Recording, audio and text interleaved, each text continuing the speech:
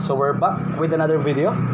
Meron lang akong i-demo mga kaibigan tungkol sa pagpalit ng flex cable ng Epson L360, no? Unang process kasi dyan, syempre tatanggalin natin yung printhead natin. Basic na yan lang yan mga kaibigan, no? Kailangan natin i-move tong printhead slot papunta din sa gitna. Para may move yun, kailangan nyo lang ikot-ikutin pababa itong roll na to, then i-move nyo para may galaw nyo siya. So unang tatanggalin syempre itong cover na to. Tatanggalin natin yung yan. And then ito syempre second step. Yan. Okay. And then meron kayong tatanggalin na tatlong screws dito. Tanggalin yung printhead. Then bago natin mahila yan, tanggalin muna natin yung lock dito. Okay. So paano tanggalin to? Dikwatin nyo na lang dito ng kahit flat screw kung meron kayo dyan, no? Para matanggal lang. Cover lang to ng kanyang flex cable mga kaibigan. Okay. Yan. So tanggalin lang natin yon. Ito yon. Nandiyan kasi yung flex cable mga kaibigan, no? And then remove na natin yung kanyang printhead. Yan. So dito pwede nyo na lang siyang hugutin, no? After all magpapalit naman kayo ng flex cable. Nakakabit lang dito siya mga kaibigan. Okay? Nakakabit lang. Hugutin nyo na lang. And then tanggalin din to syempre. Yan. And then dito na tayo. Okay, dito sa belt meron lang tayong tatanggalin na lock dito. Okay. Yan, dito sa likod mga kaibigan, push lang natin. Yan. Ito. Yun. Yan.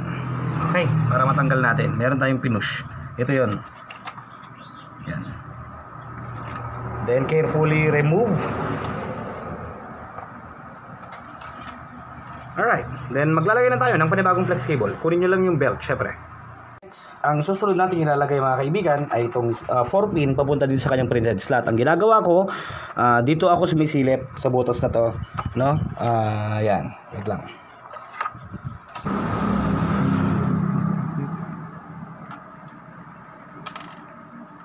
Align lang natin.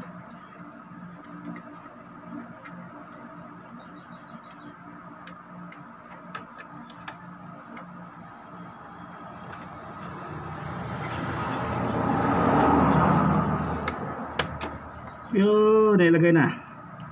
Yun lang kasimple mga kaibigan. Paano maglagay, no? Dito kasi silip.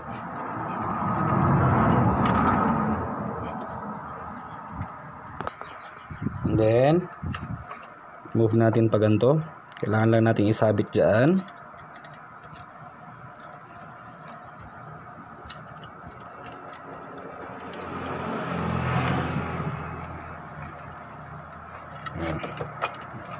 Ilagay natin yung printhead. Yung para mailabas natin, para mas mailagay natin ng mas madali yung ating printhead. Yun. Careful lang, push. Push. Yan, naisalbak na. Then dahan-dahan natin yung ilabas ulit. Yun. Yun. Okay. Woo. Ayan, ibalik na natin yung kanyang cover. Ito. Yung belt, pwede na rin natin ipadaan. Ayan.